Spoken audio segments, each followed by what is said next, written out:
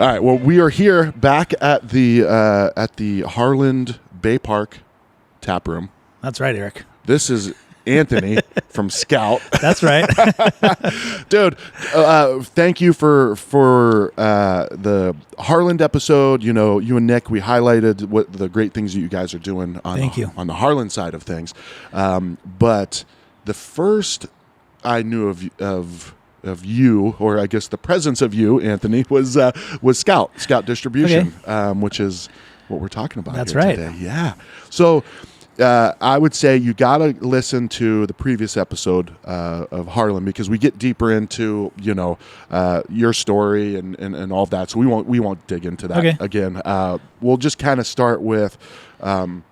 You decided it was a good idea to start a brewery, and then why not have your own distribution for that brewery? Yeah, we thought hey, there's no one that can do this better than us for ourselves. Yeah. Well, there's a lot of incredible wholesalers out there. We saw a big opportunity, like basically a big white space, especially in where we started in San Diego, right? You've got, Bud, and you've got the Bud wholesaler, you got, the Miller Coors wholesaler, and then Stone being a very large craft wholesaler, trying to help out some of the brands that are maybe would get lost in some of those bigger books and that are kind of launching from the ground up, and also took a chance on a few brands that were kind of first to market or kind of like emerging categories. Like June Shine Hard Kombucha was the first brand we signed in San Diego. So, yeah, first one. That's it. And they hadn't even made any. They hadn't made any June Shine, and we didn't have any trucks. But it was a beautiful marriage from day one, and we love those guys. Yeah. Well, so why did? Because that seems to be a big thing to take on, right? Especially if you're up against Miller Coors and you're up against these, even if it's not a big distribution company, if it's established, if it's been there 10, 20, 30 years. Why did you? Yeah, it's a good question. No, it's funny that you say that, because really, even at the beginning, people were like, "Guys, we know you guys are good at what you do, but there's no way this is going to work," know. And we're like, "Well, we think it's going to work." Why? What was it about it that made you confident that, despite probably everybody saying, and probably experienced people, right? Oh yeah. My old boss was like, "This is, dude, you're crazy. What are you doing?" No, but I think it was just because. Kind of where I started out, man. There's we had our own brewery, Harland, and we knew that we would get lost in a big book with all these brands and incentive dollars going to their sales reps and all these things, which we don't accept ourselves from our supplier partners. It's I think for us, it was just we thought we could build brands from the ground up with our relationships starting in San Diego. And then, right before the pandemic hit, we launched Orange County, which was we hired all these super ringer on-premise assassins, and then everything shut down. And we're everyone go open liquor stores. So we had to pivot pretty hard. Well, we can get into that too. But I think to answer your question, it just we believe that we can grow brands from the ground up. Yeah. Well, and I would say too, in the vein of innovation, you should have people questioning, right? Yeah. You should have people because you're doing something different. For sure. Yeah. Now, if you just said, "Hey, I have an idea for this. Maybe I might do this," and they're like, "That's not a good idea," you probably shouldn't, right? Yeah. But you don't seem like a type of guy that would half-heart anything. Like I said in the previous kind of interview, it's once a train left the station, there was literally no looking back. We had raised some cash, and we got some trucks, and we had some salespeople, and we were off to the races, buddy. Well, and then how did you start to grow? Because your brands are spread across. I mean, you from Iowa to Arizona to So how did that? That was a crazy thing. It's it's kind of as we built it, people just started to come to us and hey, would you take a look at my brand? Here's a brand deck. And I was saying, I think I said earlier, it's at first we're like, oh great, we got we had signed Abnormal, which we love, and in San Diego, and some other local brands for beer, and then we had Harland, and we had Topa Topa, and then one day a box rolls in from UPS, and it's Toppling Goliath beers, and we were just completely floored, oh my gosh, Toppling Goliath, one of the biggest breweries, in or especially from like a hype standpoint, like For sure. sending us their, some pseudo Sue cans, and we're like, oh boy, yeah, this is cool, So yeah, no words, no letter, anything, just like here's some beer. I think there's been one conversation before, but we were like, and they came cold, and we literally cracked them right there in the office, and we're like, this is amazing. Like, Pseudo Sue is amazing. Yeah, beer. Love that beer. Yeah. So thank you for bringing that to Arizona. Yeah, by dude. the way. I mean, it was my pleasure, certainly. So yeah, I mean that was it, and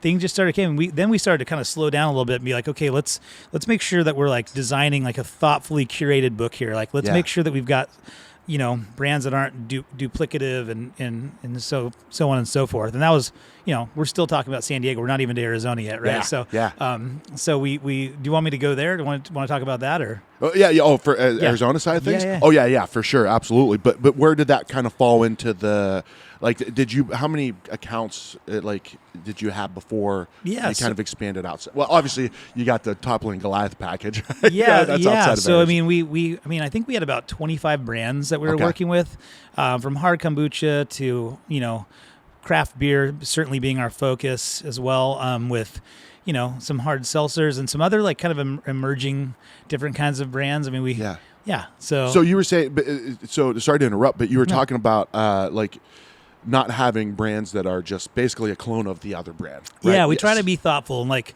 if look, every craft brewery is probably going to make a West Coast IPA and a hazy, and so we're not going to turn anyone away for that, right? But we try to be thoughtful and not like for instance, like if it's pack format we're looking at, or just general styles that they're making, like things that can play in different spaces, and give us like give our team ammo. We just signed in San Diego a brand called Epig Brewing, which focuses mostly on like old style lagers and fantastic beers. I mean, I've been drinking the Schwartz beer all weekend long, and it's so good. But that's just something that we don't have, right? We haven't had traditionally in our book, so super exciting. So that would be an example of like what we're kind of looking for. Yeah, I dig that, right? Because you see King Sue, you see Pseudo Sue. I know there's some other Toppling Goliaths on the shelves, but it's not overwhelming, right? It's I don't know. It's kind of maybe the best at like what they do, right? Like totally. That's like those are great, right? And then you get, I love that, man. I love that because it's not a volume thing. It is like you're thinking about the end customer, right? Like what does the end customer want? They don't want 65 West Coast to choose from, but this guy might want a Schwartz beer. That's right. You might want it. Yeah. I know I do. Well, that was one of my. I was going to go there yesterday to Epic because they have out like a waterfront. Yes, down in Point Loma. Oh, it's absolutely gorgeous. Yeah, and I they got have caught up at CVS. So. Oh, okay. Had to get sunscreen. My wife's like, better get sunscreen. Yeah, you got to do it. Do what she says. Right. You didn't wear sunscreen, did you? Oh, yeah, sorry. But okay, so trying to diversify that whole portfolio, right? How does Arizona come in? How did you? So it was funny. So we're looking at like this. I mean, we launched Orange County right before the pandemic, and we finally like hit a stride. We opened so many accounts. I mean, I want to say we opened like 1,100 accounts in like 9 months or something like that. I mean, it was crazy. Yeah. Every single salesperson was opening accounts every single day. When you say opening accounts, you're saying like getting something on tap at a certain place or getting in cans. No, new doors, right? So like new stores, new bars that were, if they were serving anything, or new liquor stores. And our off-premise business, like we actually quadrupled in size as a wholesaler through the pandemic, which was like, I mean, we never took a day off, and we just kept going, right? And so then I think it's like when you're working with brands, you know, geography is a huge piece of it, right? You've got San Diego, and we're covering Orange County, and then the big elephant in the room is Los Angeles, which is like, I think it's like 12 million people or something, right? And so just massive. Yeah. And then, you know, we looked east. Yeah. because well, it was kind of set up a lot like like a lot like San Diego was when we launched Scout, right? You got the big Miller Coors house, and you got the big, AB house, and there's a few players in the middle that are doing some cool stuff. We just saw an opportunity there, and we went to the market, did a little road show, and got connected with the fellows over at Wren House, who we absolutely adore. Love those dudes for sure. We sat down with Drew and Bill and Alistair, and the rest of the team and stuff. And it was interesting because I think, owning Harland Brewing for us, like I feel like we're one step closer, or we're really close. We can be tied in close with like these like suppliers, because we think like a supplier. We know the pain points of the business. Yeah. We know go-to-market strategy, pricing. Whatever they've gone through, we've probably gone through too. Whether it's raising money or just the overall plan. So, I think getting to those guys was really, really cool. Yeah. And they were the first local brand we signed, and it's been like incredible to work with them. Okay, so because I mean, that's fantastic, right? That is the crown jewel of craft beer right now. To win the gold medal for the hazy. Yeah, amazing. So many entries. Right. We were watching the ceremony at our brewery, and we're like, yes, when they won. It was very cool. We were very excited for them. And they've been awesome. They've been awesome to work with. Like, how do you nail the top brewery in the state?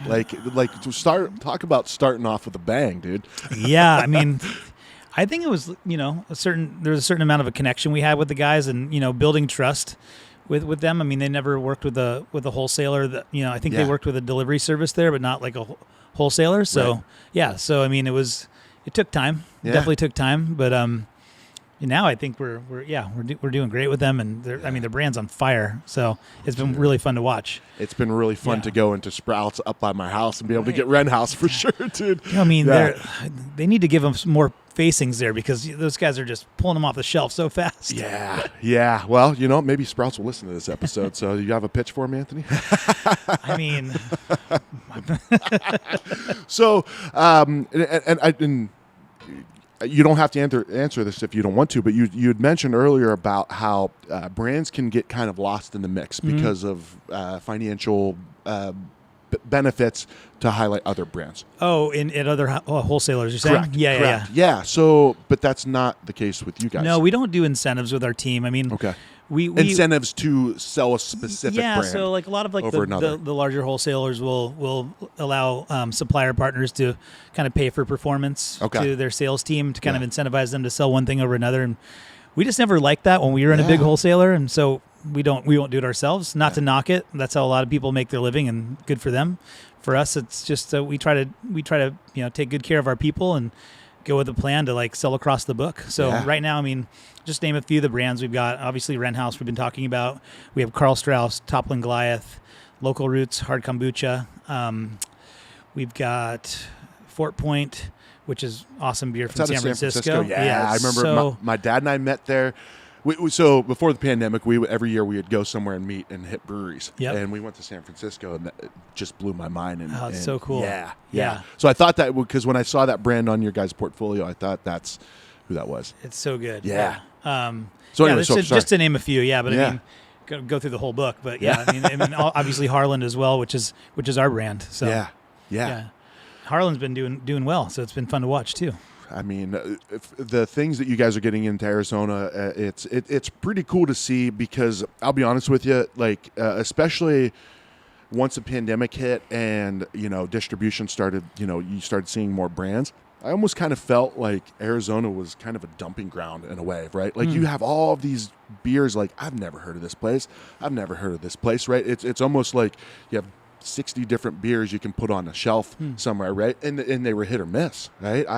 I was buying some stuff off of, based on can art, right? I'm a sucker for marketing, and me and my buddy, guilty of that, I guess. Right? Yeah. And but what sucks is when you do that and then the beer falls short. You're like, dude, I just spent $7 for this can, and I don't really like this. Where with the brands that you guys are bringing in, like they seem to be vetted. They seem to be like you said, you're not just taking anybody in. No. Like it's very deliberate on who you guys bring in. And dude, any beer that Scout puts into our state, I've liked it, man. Thank you. Thanks so much. Yeah, I mean, I think we had to especially be very like thoughtful and curate it pretty tightly, just because it was a new market for us, and it was weird. Jeff always says, he's like, man, he's like, should we just do like the Phoenix metro area, or should we like do the whole state? He's like, let's just do the whole state. Yeah, and we were like, well, this is a big state, huge, right? Yeah, but we quickly pivoted and figured out how to do it, and it's been super awesome. We have a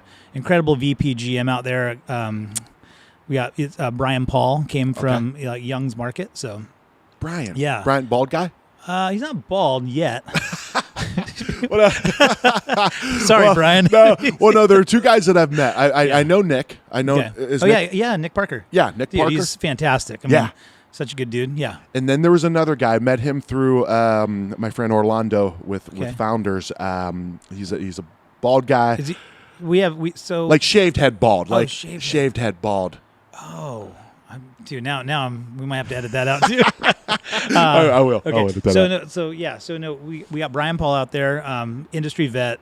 I mean, from the moment we sat down with him, we're like, oh, this guy's gonna run this unit. You know, the way we're set up from a wholesaler, we have vice president, general manager at each business unit, and they all roll up to my business partner, who's our CEO. So and then that's it. Yeah, dude. Good team of people. Hey, thanks. Sure. Yeah, we also have a guy named Steve Buckmore, super awesome vet as well. Just kind of like help, as like a sales manager. So yeah, well, and I think that was kind of a core piece of what Scout is. It's it's made up of a bunch of people who are like know this, right? They've gone through the process or the experience of this, like you were saying, like we both sides of it, so you can relate. And it seems like the people that you guys bring on board the same thing as well. Like that. Yeah, that's certainly something we look for in a salesperson, someone with relationships, experience.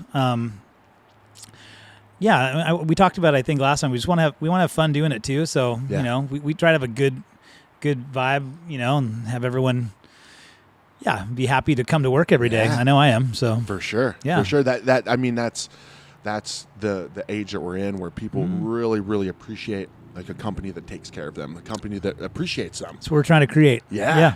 Awesome, dude. It's been fun. So. Well, let's geek out on the beer a little bit, right? Yeah. So cheers, man. Cheers for taking the time. So good to have you. Yeah. I mean, this is great. This is fantastic, man. I mean, it's literally like 10 a.m. We're drinking beers right now, but it's great. It is. I'm on vacation, kind of. Yeah. Right? Yeah. It's Sunday. This is work for me. So if I don't drink, then I'm not working. That's right. My wife will be. That's how you know you're working. Yeah. Well, so we're drinking right now. We're drinking Nelson. So it's part of our single hop series.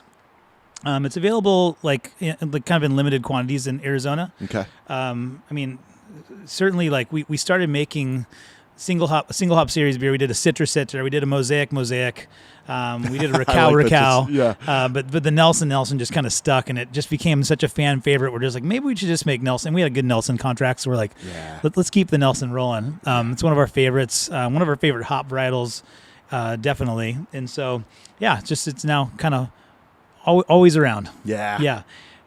So that's that. So in Arizona, you can kind of keep an eye out for it. Yeah, keep an eye out for it. It's a can here. Nelson. Yeah, and we'll do limited quantities of draft, and find out your favorite craft, bottle shop or on draft somewhere. Yeah, beautiful, man. Well, in the previous episode when Nick, your director of brewery operations, right? He talked about how you guys have really good connections with those New Zealand. We do, hops. Yes. We went heavy on our Nelson contract, so at Harland, and it's paid off. We're making a lot of good beers and with Nelson. So one of our favorite hop varietals, so it's good. Yeah. I dig it, man. Well, dude, I'm glad you like it. So Scout, where do people find Scout? Well, let me ask you. I don't know if you're okay with me asking you this, but who do you like in Arizona? Like who are? Oh boy, I knew that was coming. Well, not. I'll give you a little bit of an easy out. Like not so much, like who. We can't divulge our strategy out there right now. All right. You don't have to answer, but. There's certainly some there's some breweries out there that we really really like and we love to work with. Yeah. I mean, they're all around the state. You don't Eric. have to tell your name. You don't have to say. You don't have to say. But you've been to Arizona and you've had the beers there. And, absolutely. I love going out there. I'm going to be out there next week. Maybe be meeting with one of those breweries. We'll have to see. Nice. So follow Scout on social media. Yeah, we have Scout_AZ as our because we don't have the same brands across all of our footprint. I mean, that just how it is. So we have our own Instagram handle out there.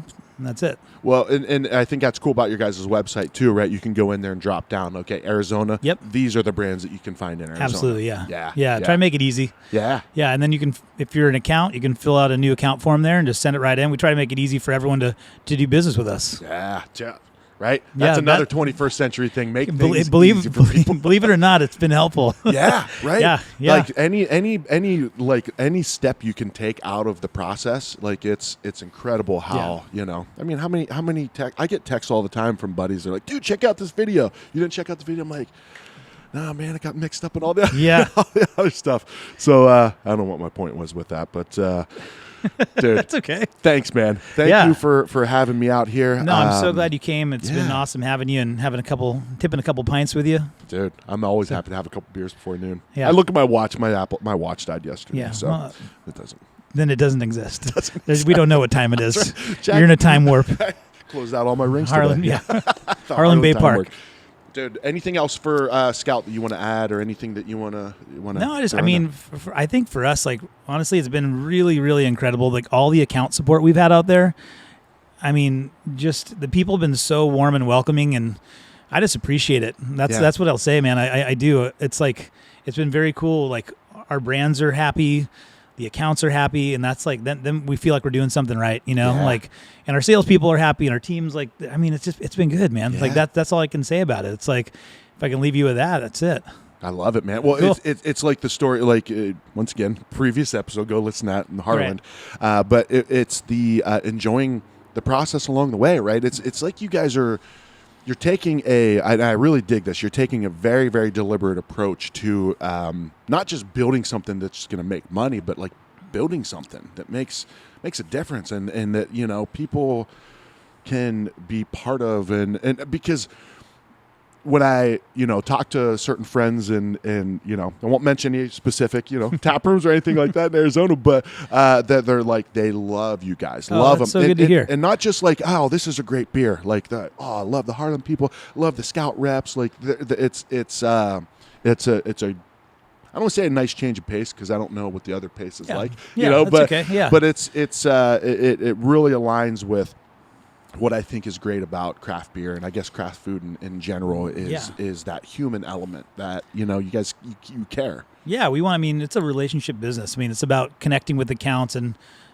making everyone's life easier and hopefully getting them some good beer and great service. I mean, we really have like two core values at Scout. When we started the whole thing, was like, all right, we're really like kind of just looking at what we want to do. It's like, we want to build brands and provide great service. Yeah. And if we're doing those two things, we're doing it right. So that's what we're trying to do.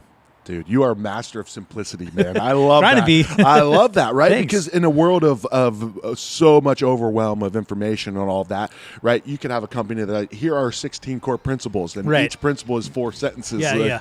No, that's great, man. Yeah. And that helps. It gives a guideline for the people that work for you, right? That's it. It all boils down to like, all right, does it meet these two criteria? Yeah. Awesome, buddy. Hey, cheers, man. Thank you so much. Yeah, you too, right, man. Eric. Shit, the police are coming. All right, shut it down, Nick.